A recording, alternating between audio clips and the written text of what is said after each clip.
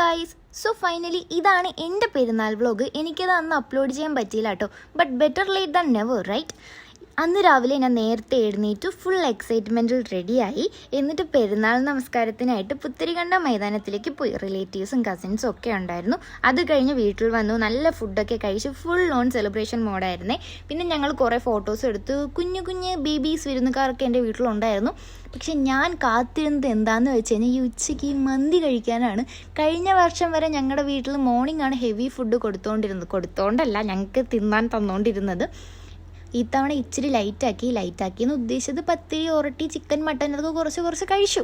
എന്നിട്ട് ഉച്ചയ്ക്ക് ഞാൻ ഓൾറെഡി നല്ല ടയേർഡാണ്. രാവിലെ മുതൽ ഉച്ച വരെ അത്യാവശ്യം അങ്ങോട്ടും ഇങ്ങോട്ടും ഫോട്ടോ എടുക്കലും തിരക്കൊക്കെ ആയി. അതിൻ്റെ കൂടെ മന്തിയും കൂടെ കഴിച്ചിട്ട് ഈ കിടന്നുറങ്ങുന്ന സുഖം ഞാൻ പ്രത്യേകിച്ച് പറഞ്ഞു തരേണ്ട ആവശ്യമില്ലല്ലോ, കാരണം എല്ലാവർക്കും ഇതൊരു അനുഭവമുള്ള കാര്യമാണ്. അങ്ങനെ മന്തിയൊക്കെ കഴിച്ചു. ഇതിൽ ഏറ്റവും വലിയ ട്വിസ്റ്റ് എന്താണെന്ന് വെച്ച് കഴിഞ്ഞാൽ ഞാൻ മാത്രമേ മന്തി കഴിക്കാൻ വേണ്ടി ഇരുന്നുള്ളൂ. ബാക്കി എല്ലാവരും പിന്നെയും തിരക്കിലാണ്. പെരുന്നാളിൻ്റെ ഔട്ട്ഫിറ്റ് ചെക്ക് വീഡിയോ എടുക്കാനും ഫോട്ടോസ് എടുക്കാനും ഞങ്ങൾ ഓൾറെഡി കുറേ ഫോട്ടോ എടുത്തു. ഫാമിലി ഫോട്ടോസും അനിയത്തിമാരായിട്ടൊക്കെ കുറേ ഫോട്ടോ എടുത്തു. എന്നിട്ട് ആർക്കും മതി വന്നില്ല. പക്ഷേ എനിക്ക് വിശന്നപ്പോൾ ഞാൻ വന്ന് ടേബിളിൽ ഇരുന്നിട്ടുണ്ട്. ഫുഡും എടുത്തിട്ട് ഫുഡെല്ലാം കഴിച്ചു, ഒരു സിപ്പൊക്കെ കുടിച്ചിട്ട് പിന്നെ കുറച്ച് നേരം അനിയത്തിയുടെ റൂമിലോട്ട് പോയിരുന്നു. എൻ്റെ കുഞ്ഞനിയത്തി ചപ്പാത്തിയും ഫ്രൈസൊക്കെ വെച്ചിട്ട് എന്തൊരു സാധനം ഉണ്ടാക്കി.